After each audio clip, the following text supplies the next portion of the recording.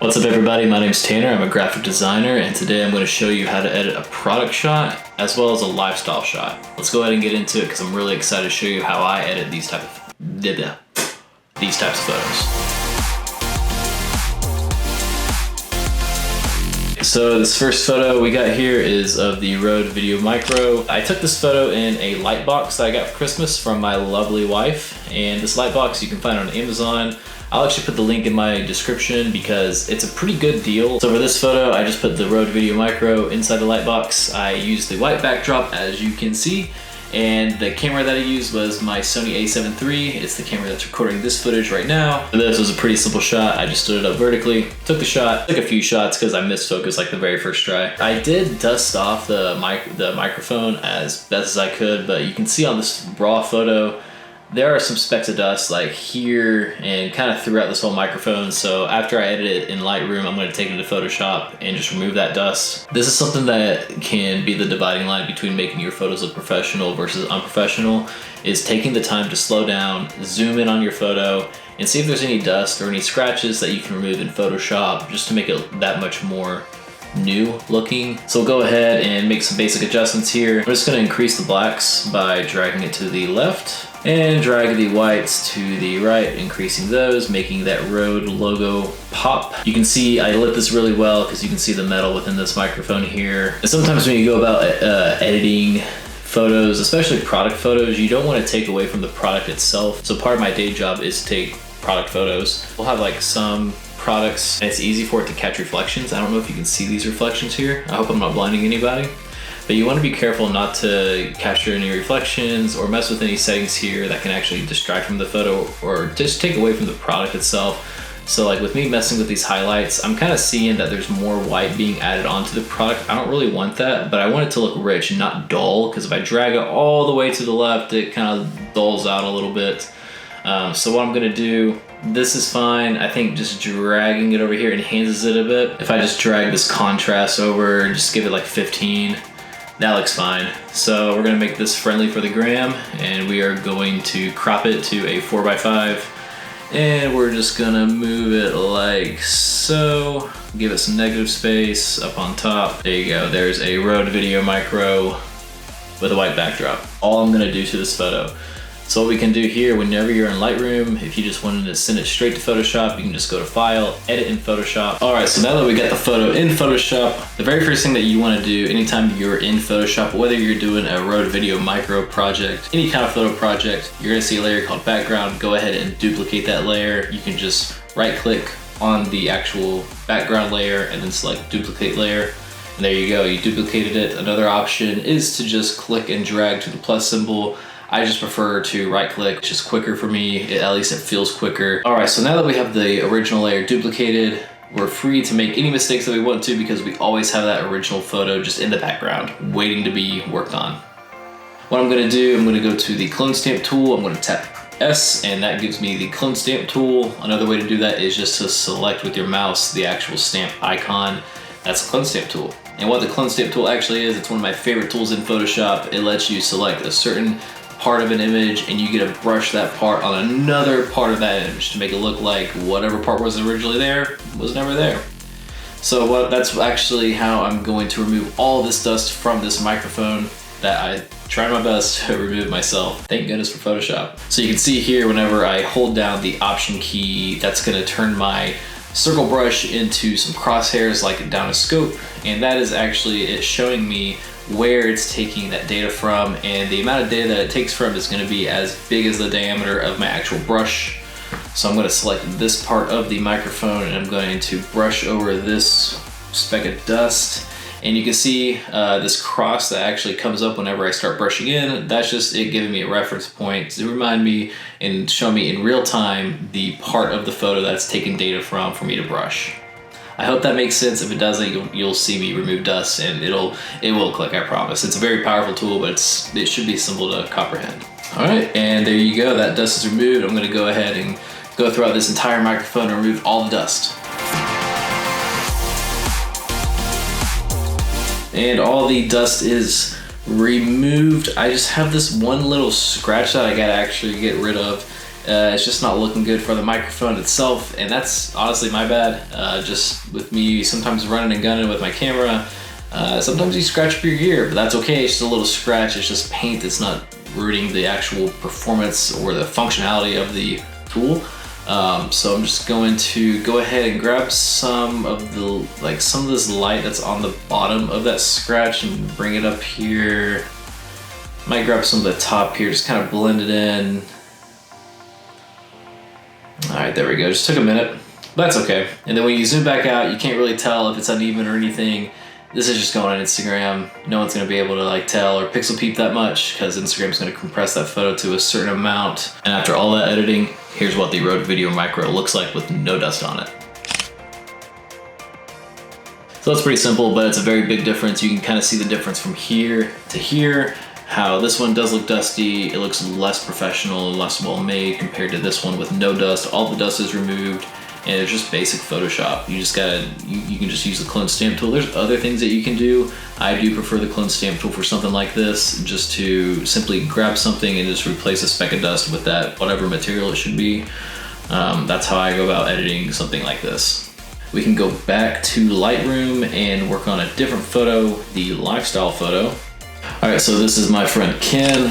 This was taken today at the gym in between sets.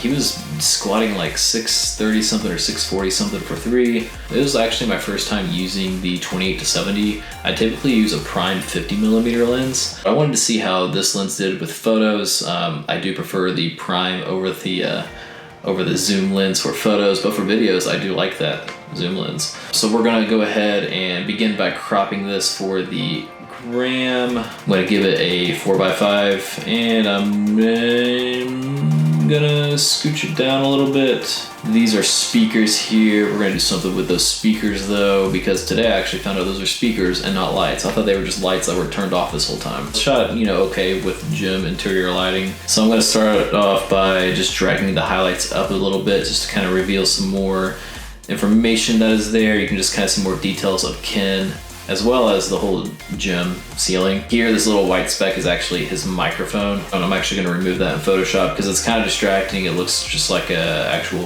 glitch or something happened on the photo itself. Kinda just wanna go ahead and go straight to masking, honestly. I'm gonna jump down to the temperature and actually cool it down a little bit because it is kind of yellowy, kind of green. I'm not liking that too much. We're gonna go here because what I plan to do with this photo, whenever I shot it, I thought make it look like there's some actually really good lighting on this. So we're gonna go ahead and give it some cooler tones here. Just make it look like there's an actual white light somewhere in this room. We're gonna drag our vibrance up just a little bit to make him pop more. And I'm gonna go to masking, and after I'm done masking, I'm probably gonna go back to the very basic adjustments here and just use those to touch up my final edit. First off, I'm gonna start off with the background. There we go, and it did what I thought it was gonna do. This was actually his bottle on the right side that's all out of focus.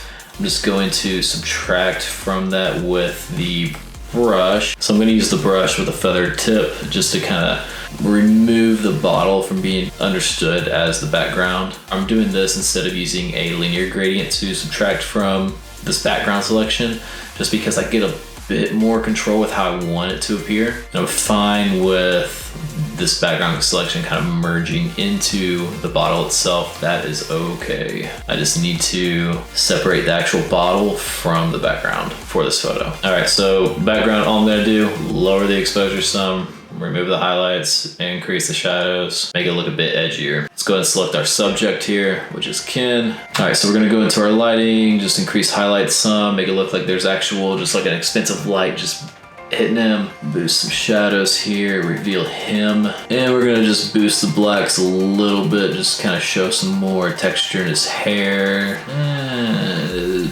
Right there. And there's Ken. All right, so now this is where I'm gonna get kind of tricky with Lightroom. I'm gonna go ahead and select a new mask. I'm gonna make a radial gradient, and I'm gonna give light to the speaker.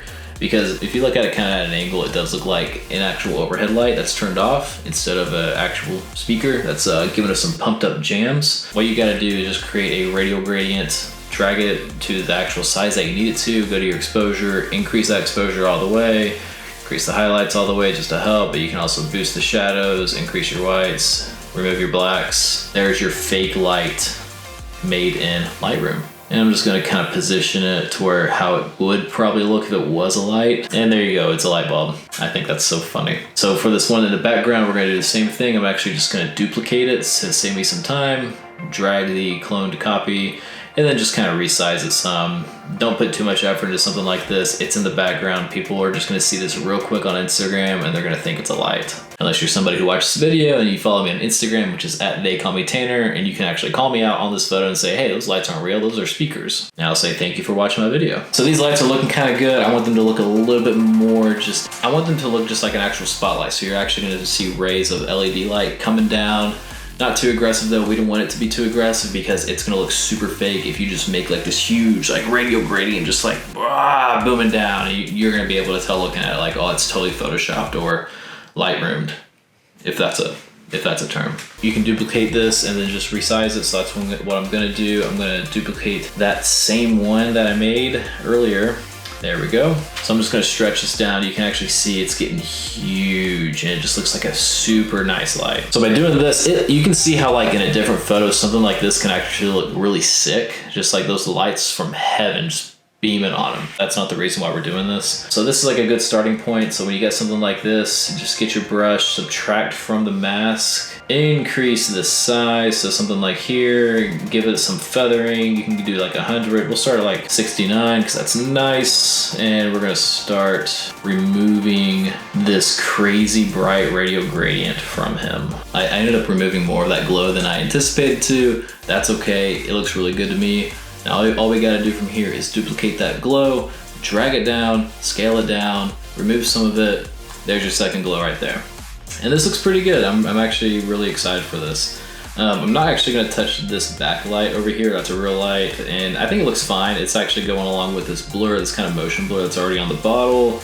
All I'm gonna do, I'm just gonna kind of increase the exposure a little bit more. Sometimes whenever you're going for like edgier photos, darker photos, sometimes you can go too dark. So I'm just gonna increase the exposure just a little bit, and that looks good. You can see the subject really clearly. You can tell the background is the background, and yeah. So we are going to bring this into Photoshop. All you gotta do, File, hit Edit in Photoshop like we did earlier with the Rode microphone. And we are gonna wait a few seconds while it opens. This is actually really cool.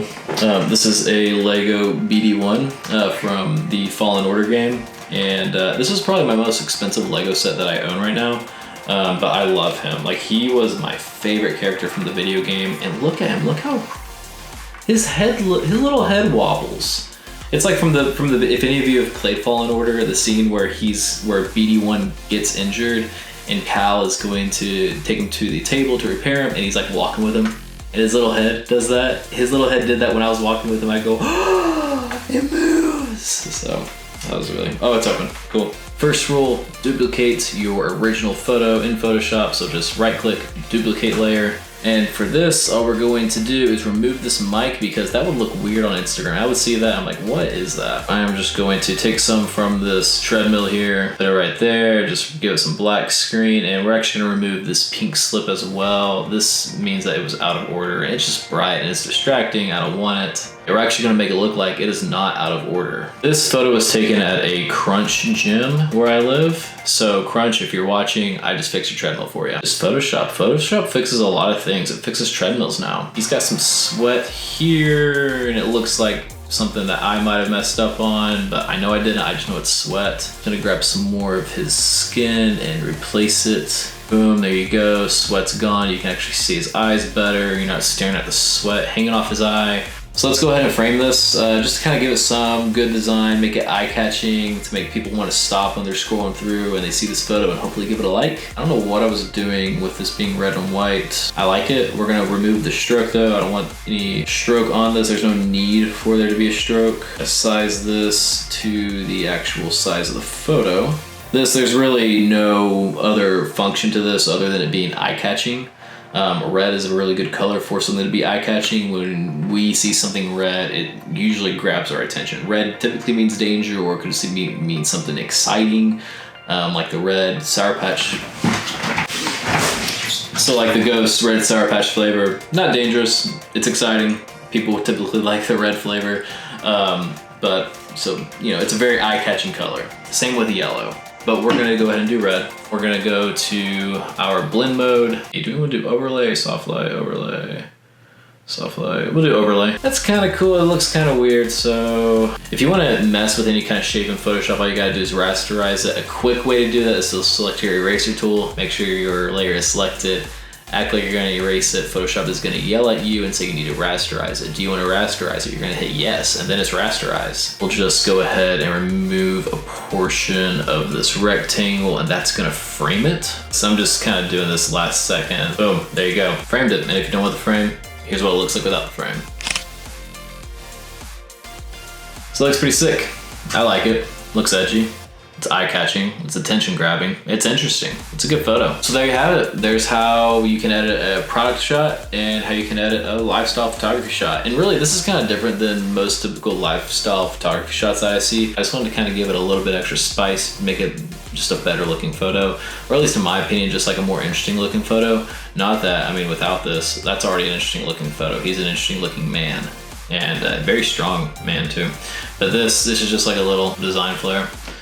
Just to be more attention grabbing and to frame the actual photo itself. I hope you liked it. If you did, go ahead and click like on this video. Let me know what kind of photos you would like to see edited next time. If you'd like me to edit any of your photos in the future in an upcoming video, you can actually send them to me on Instagram in my DM. Just find me on Instagram, they call me _Tanner, and maybe I'll just edit in the next video. All right, thanks for watching. Bye.